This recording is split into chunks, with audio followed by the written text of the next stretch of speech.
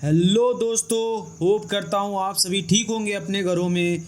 अगर आपको इन्वेस्टिंग और ट्रेडिंग करनी है शेयर मार्केट में तो आपके पास एक डीमैट अकाउंट होना चाहिए। अब आप सभी के माइंड में चल रहा होगा कि ये डीमैट अकाउंट होता क्या है और ये डीमैट अकाउंट हम कहाँ खोल सकते हैं। और हम इस वीडियो में जानेंगे कि डीमैट अकाउंट और ट्रेडिंग अकाउंट के बीच का डिफरेंस क्या होता है और हम लोग एक अच्छा ब्रोकर कैसे चुन सकते हैं, इस वीडियो में जानेंगे। तो चलिए देखते हैं। Hello friends, welcome back to investing and trading hacks. आज की वीडियो बहुत इंपॉर्टेंट है तो प्लीज़ स्किप मत करिएगा, जो कि डीमैट अकाउंट पर है आप सभी के लिए 100% फ्री। तो बस एक रिक्वेस्ट है, वीडियो को पूरी देखिएगा बिना स्किप किए हुए और इसको जाकर अप्लाई कीजिएगा रियल लाइफ में। चलिए दोस्तों, जानते हैं हम लोग कि शेयर मार्केट में इन्वेस्ट हम लोग कैसे कर सकते हैं और क्या क्या चीज़ें मार्केट में इन्वेस्ट करने के लिए इम्पॉर्टेंट होती है। तो सबसे पहले चीज़ जो इम्पॉर्टेंट है आपको इन्वेस्ट करने के लिए वो है मनी। आपके पास कुछ अमाउंट ऑफ मनी होना चाहिए और दूसरा है आपके पास कोई बैंक अकाउंट होना चाहिए, सेविंग, करंट या सैलरी, कुछ भी हो सकता है। और तीसरा सबसे इम्पॉर्टेंट जो चीज़ है वो डीमैट अकाउंट होना चाहिए। चलिए अब जानते हैं कि डीमैट अकाउंट होता क्या है। चलिए जानते हैं, जब इंटरनेट नहीं था और ऑनलाइन सिस्टम कुछ नहीं था तो शेयर बाय और सेल कैसे होते थे। ये 90s की बात है, जब हम लोग को शेयर को बाय या सेल करना होता था ऑफलाइन, तो हम लोग को गवर्नमेंट की तरफ से एक सर्टिफिकेट प्रोवाइड किया जाता था। उस सर्टिफिकेट को हम लोग मटेरियल बोलते थे, ठीक है। तो उस सर्टिफिकेट को एज अ शेयर आप लोग अपने पास रखते थे, मगर उस सर्टिफिकेट के डिमेरिट्स ये होते थे कि वो चोरी हो जाते थे, फट जाते थे या डुप्लीकेट बन जाते थे, जिससे बहुत सारे डिमेरिट्स होते थे। और इस ऑफलाइन प्रोसेस में आपको 6 से 8 वीक लग जाते थे किसी भी शेयर खरीदने के लिए। तो अब गवर्नमेंट ने इस ऑफलाइन प्रोसेस को ऑनलाइन प्रोसेस से चेंज कर दिया और इस सर्टिफिकेट, इस मटेरियल को डीमैटेरियलाइज कर दिया। तब वहाँ से नाम पड़ा डीमैट अकाउंट, मतलब ऐसा अकाउंट जहाँ पर आपके शेयर्स ऑनलाइन रखे जा सके। चलिए अब एक आसान भाषा में समझते हैं कि डीमैट अकाउंट होता क्या है। मान लीजिए आपके पास कुछ अमाउंट का पैसा है, आपके पास रखा हुआ है, आप उसको जाके बैंक में डिपॉजिट करते हैं, ठीक है। उसके बाद आप उस अमाउंट को, मतलब उस फंड को उस बैंक अकाउंट के नेट बैंकिंग से देखते हैं कि कितने अमाउंट आपके पास आपने डिपॉजिट किया। वैसे ही एकदम सिमिलर जो होता है वो डीमैट अकाउंट होता है।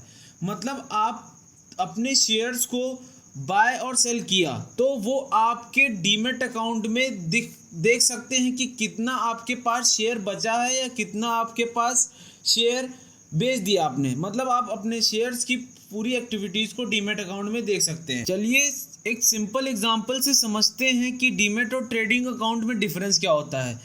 मान लीजिए राम यहाँ पे एक बिजनेसमैन है जो अपने हाथ में एक बैग पकड़ा हुआ है, उस बैग के अंदर एक पर्स है। वो आज प्लान बनाता है एक सुपरमार्केट में जाने का, ठीक है। वहाँ से वो कुछ फ्रूट्स को लेके आता है और वो फ्रूट्स को वो अपने बैग में रख लेता है।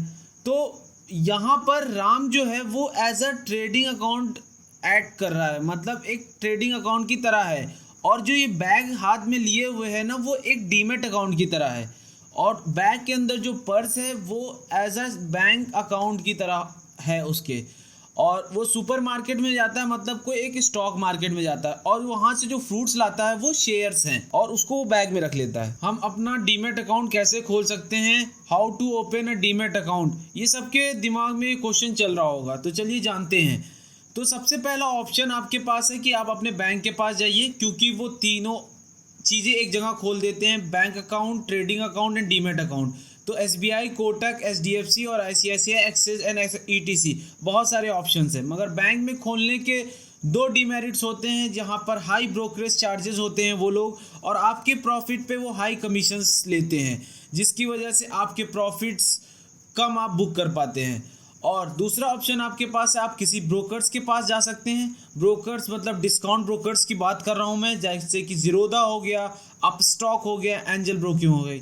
वहाँ पर क्यों जाना है आपको? क्योंकि वहाँ पर लो ब्रोकरेज चार्जेस होते हैं उनके और लो कमीशन होता है, मतलब आप प्रॉफिट ज़्यादा ले सकते हैं। How to choose a good broker? हम लोग गुड ब्रोकर कैसे चुने? तो पहले जहाँ पर लेस ब्रोकरेज चार्जेस मिल रहे हों वहाँ पर आप अपने अकाउंट को ओपन करा सकते हैं, मगर दूसरे पॉइंट को भी याद रखिएगा कि वहाँ पर लेस कमीशन भी होना चाहिए, मतलब आपके प्रॉफिट पे वो कमीशन ज़्यादा ना ले रहे हो, ये भी देख लीजिएगा।